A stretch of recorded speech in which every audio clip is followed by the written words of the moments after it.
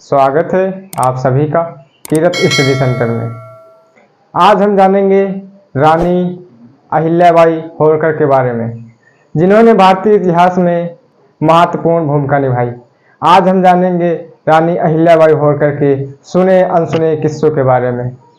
मालवा की रानी अहिल्याबाई होलकर सबसे सफल और प्रसिद्ध मराठों में से एक रहीं। महारानी अहिल्याबाई होलकर का जन्म 31 मई 1725 को महाराष्ट्र के अहमदनगर के चोरी नामक ग्राम में हुआ था।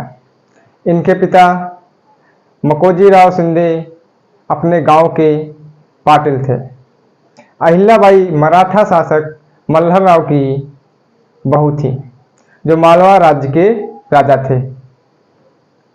दिक्कत क्या है हमारे यहाँ मराठों के बारे में, दिक्कत क्या है हमारे यहाँ मुगलों के बारे में तो बहुत कुछ बताया जाता है, पढ़ाया जाता है, लेकिन जिन्होंने इस देश के बहुत कुछ किया उनके बारे में कुछ भी हमें बताया पढ़ाया नहीं जाता।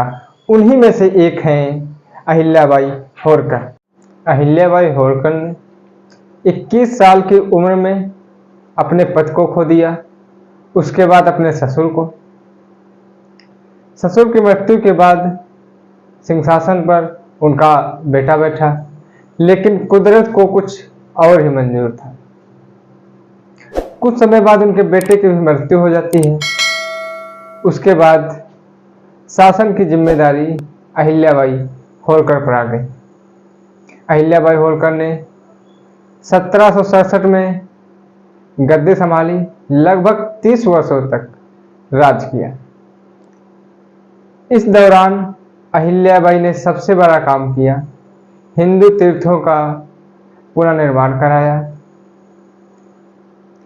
आज 2024 में जब हम मंदिरों की चर्चा कर रहे हैं, अहिल्याबाई उस समय मंदिरों का पुनर्निर्माण कराने में लगी हुई थी, जब मुगल यहाँ के मंदिर तोड़कर चले गए थे। तब अहिल्याबाई होलकर अपने शासन काल में केदारनाथ से लेकर विश्वनाथ तक अनेक मंदिरों का पुनर्निर्माण कराया।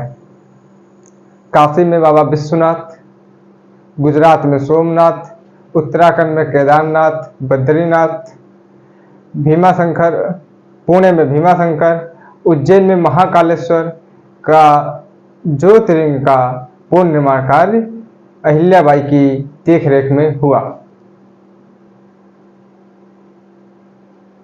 आप अपने घर में किसी से पूछना, क्या जानते हैं अहिल्याबाई होलकर को? जानना चाहिए ऐसे लोगों को जिन्होंने देश के लिए इतना बड़ा काम किया। बाबा विश्वनाथ में उनकी आस्था को देखते हुए विश्वनाथ कॉरिडोर में देवी अहिल्या की एक मूर्ति स्थापित की गई। 13 दिसंबर 2021 को कॉरिडोर के उद्घाटन के दौरान ही मूर्ति का अनावरण प्रधानमंत्री नरेंद्र मोदी ने किया।